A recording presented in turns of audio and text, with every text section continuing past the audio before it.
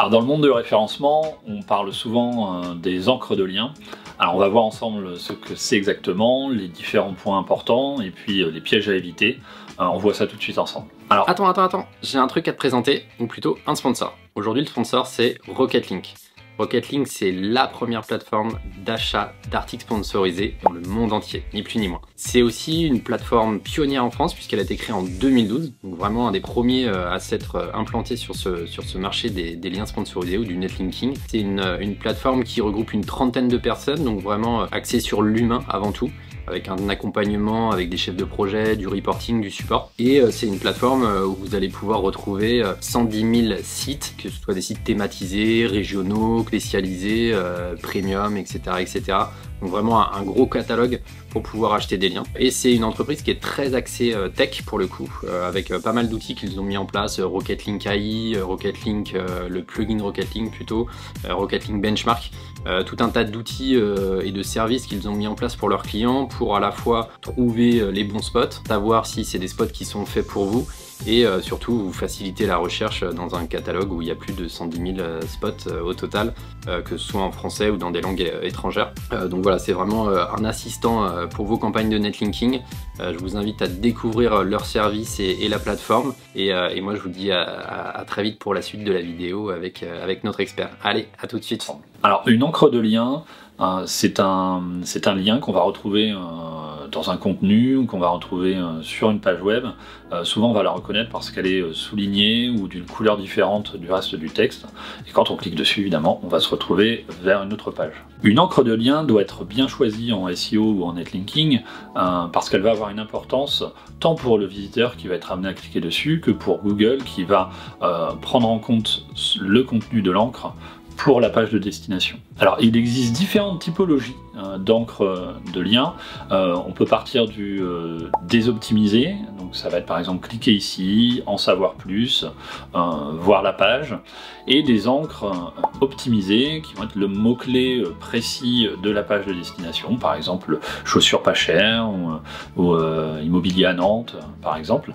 Et puis entre ces deux-là, on va retrouver des encres semi-optimisées, comme par exemple comment bien choisir son immobilier à Nantes, ce genre de choses. Sur une image, on va effectivement avoir une encre, ça va être la halte de l'image, donc c'est-à-dire la description de l'image qu'on veut donner au moteur de recherche. Alors, pour bien choisir une encre de lien, on va vérifier l'historique de l'URL de destination pour voir si elle a déjà été travaillée. Généralement, si une URL a déjà été travaillée, on va avoir tendance à faire un petit peu de désoptimisation, si le profil de lien est déjà trop optimisé.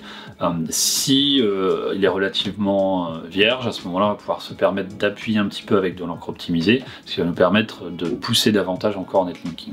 Alors, il peut y avoir des risques à suroptimiser ces encres de lien, c'est-à-dire à faire une encre exacte sur le mot-clé qu'on veut pousser. Elle est relativement limitée, elle l'a été plus par le passé, donc on peut se permettre d'appuyer un petit peu plus aujourd'hui.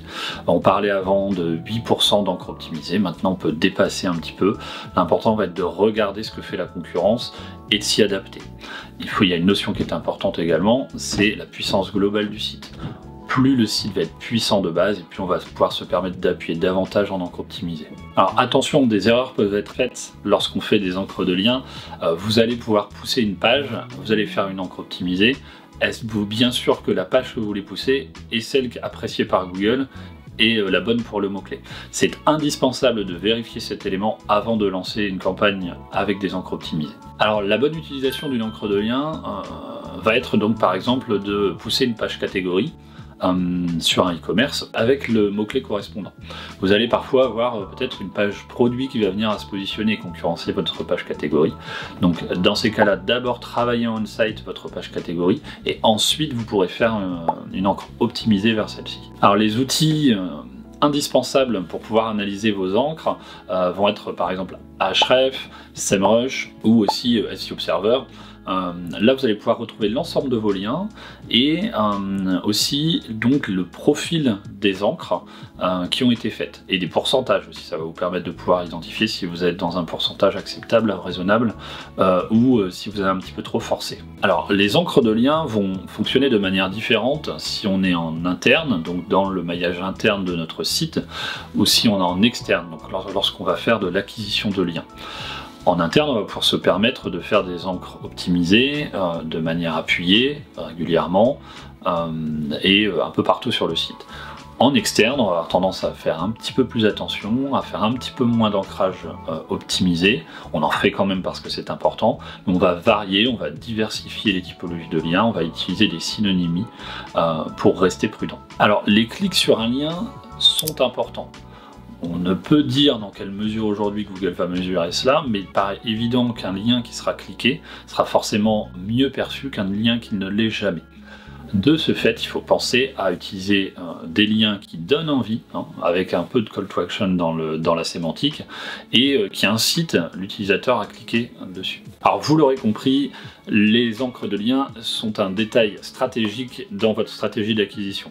Donc soyez malin, soyez intelligent dans les choix de vos encres, soyez prudent également, et je vous dis à très bientôt.